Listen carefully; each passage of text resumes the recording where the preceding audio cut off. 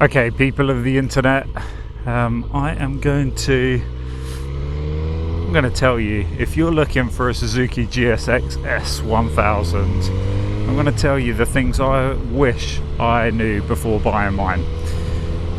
Like you, maybe not like you. For me, I couldn't test ride one before I ordered one, and it was a unique time. There was COVID and lockdown and restrictions and all that kind of stuff, but motorbike supply and demand is not as great as it is for cars. Now, it would be unheard of for the vast majority of people to not test drive a car before they buy it, but the amount of people that buy a motorbike or order a motorbike just without any kind of reviews, without any kind of test ride, just kind of trusting manufacturers. And I guess most of these manufacturers, they've been building them for long enough. Anyway, I'm just waffling now, aren't I? Get to the point. Right, these are the three things. I'm going to start with well, there's two things that I didn't know that maybe I could have found out if I'd have done some better research. There's one thing I did know, and it wasn't really a deal breaker, but these are the three things that I don't like about the GSX-S1000 anyway. So number one, and the most minor of all of them, is the looks. It's a weird bike. It kind of looks different in pictures to how it does in the real world.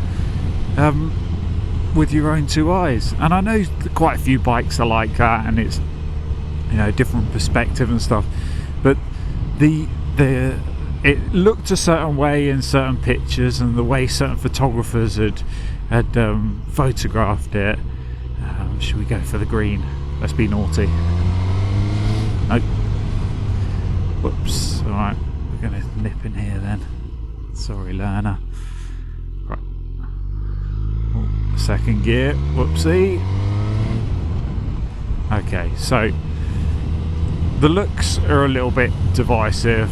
Some people think it's really good looking, some people think it's really ugly, and I think most people kind of fall in between, a bit like me, just it's alright.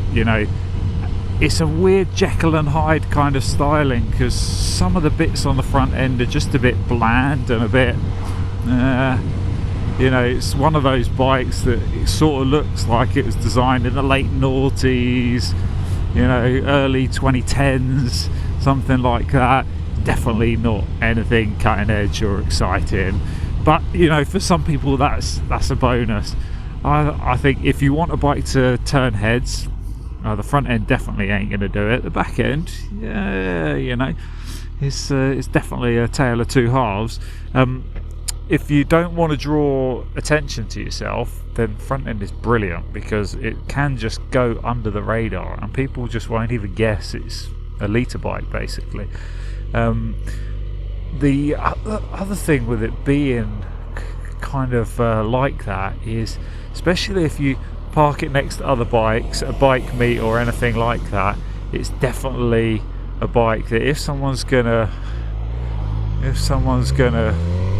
be looking to nick a bike, and you've parked your GSX-S1000 next to a line of bikes, probably looks like the least desirable if you're looking at the front end. So always park it with the front end looking out as a little bit of an extra visual deterrent. But the back end can be a pro for some people. It looks pretty much just like a GSX-R back there. Comes to a sharp point. Let me pull over in a minute and I'll give you an extra little walk around, remind you what it looks like. Anyway, point number two, which is definitely an annoyance and something I wish I knew beforehand. It's the throttle, the jerky throttle, the kind of surgy on and off. This bike is a Euro 4 bike, so it's not as crippled as Euro 5, but because being Euro 4, it's fueled very lean, and especially in the areas that you ride it the most. It's in that lower and mid range that it's running so lean all the time, and so it also has that deceleration fuel cut that pretty much all modern bikes have, and Suzuki never really calibrated it very well. I guess this is kind of first of one of those generations, so I'm sure they're still learning, and all the manufacturers seem to have kind of got on top of that now and really improved it a lot. It seemed like the Japanese manufacturers were kind of lagging. But a note on that, the MT10 I rode the GSX-S1000. I didn't find it as bad as this, but also I just jumped onto the GSX-S1000 after the MT10, and my goodness, the MT10 was so much more snatchy than the GSX-S1000. So I guess everything's relative, isn't it? Okay, let's cut to the point and maybe cut a load of this waffle out. So number one, looks. Here we go. You can see it's okay. Some of the design features and some of the angles are really good. In some angles this little kind of Z can look quite purposeful. It looks kind of aggressive from some angles. Then you look from certain other angles and the headlight just looks kind of awkward. It looked, before I put the Puge screen, fly screen up there, the headlight looked all kind of droopy because it's down quite low. But I guess if that isn't there, then it's gonna be looking kind of big gap between the front mudguard and the bottom of the headlight. So there are some angles where it looks good. It's got an incredible swing arm, quite a sharp point to it, very much sports bike. GSXR, big aluminium swing arm. So it's not that it's a totally ugly bike, but the good thing is that it can be Jekyll and Hyde. It is almost business at the front end, party at the back end. That sort of how that saying goes. Anyway, so that was item number one. Item number two was the twitchy sensitive throttle, a bit glitchy, a bit on and off, and you kind of get used to it and you ride around it, and instead of sometimes using third gear when you knew you were going to be in that weak spot, sometimes you'd ride in second gear, or you would jump up into fourth gear, because you just knew around that kind of 3 to 6,000 RPM, it was just really like on and off. It was just so touchy. And a lot of guys on the forum are like, oh, we want to fit quick action throttles and stuff. I can't imagine how sensitive that must be. But ultimately, the cure for it is getting the ECU remapped, getting it reflashed so that it doesn't run so lean.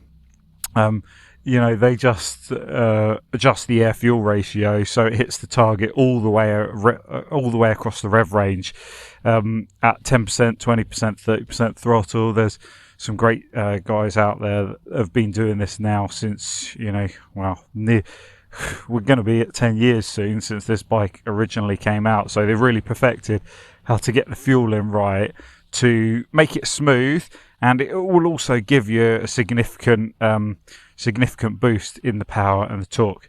Right, anyway, that is not the worst thing about this bike. Absolute number one worst thing, you may have spotted that my bike is not standard because it's got a bright red spring in there. Hopefully you can see that. That is K-Tech rear shock. That one is the Razor R, and the stock one is just absolutely, well, I shouldn't use the word shocking. That's a bit too much of a terrible pun, isn't it? But it is shocking. The standard one, for me and my weight, I'm about 80 kilos. It's just so oversprung. Trying to widen the preload all the way off, and it was just, I just couldn't compress the spring. I just didn't have enough weight. There was a guy on one of the groups or one of the forums. He found some of the technical documents with the spring rate on it, because they are it's KYB suspension, so it's not the complete no name no brand, but the spring rate I think they calculated would be suitable for someone about 115 kilos. Now I don't know, is that the average weight of a GSX-S rider? I don't know why they would have put such a heavy spring on there. So some of the big guys on the groups on the forum seem to get on okay with it, but even if the spring rate isn't right for you, the damping, it's like it's oversprung and underdamped. So it's when you do, because a couple of times I had a heavy backpack on, or I had a pillion on, and then all of a sudden the spring rate started to come into play, but the problem was that then there's basically no damping, so you're just very springy. At least you've got some compression on the spring, but there's nothing controlling that. So it was my first modification. Normally it would be, tail tidy, indicators, those mirrors, those sort of aesthetic things, but I just couldn't ride it with that standard shock. So it's got a remote reservoir with I can't remember now if this was compression. I think this is the compression adjustment on here. You can see it's got preload adjustment on there, and it's got rebound adjustment as well. Been a while since I adjusted it, but yeah, under the got no idea if I can get the camera in there, but you can see there's a black spinny wheel there for the adjustment. Anyway, K-Tech Razor R, my most expensive modification for this bike. You can get cheaper shocks, obviously. You can get some that are more in the kind of £200 range. But I figured if I'm going to do it and go to the effort of getting it up on my ABBA stand and, changing the shock over on a brand new bike, I might as well go for the best, or right up there with the best. The K-Tech Razor R has just transformed this bike. Not only is it so much more soft and supple and nice to ride and comfortable to ride, but it just gives the absolute the confidence and the compliance and the control. So anyway, I've been waffling on loads. I'm going to have to cut loads of this waffle out of the video, but what I just wanted to say is there's 3 things that I wish I'd known before buying this bike. The third one is the looks in the flesh, in the metal with my own 2 eyes. Didn't quite look the same as it did in pictures, but maybe that's just me.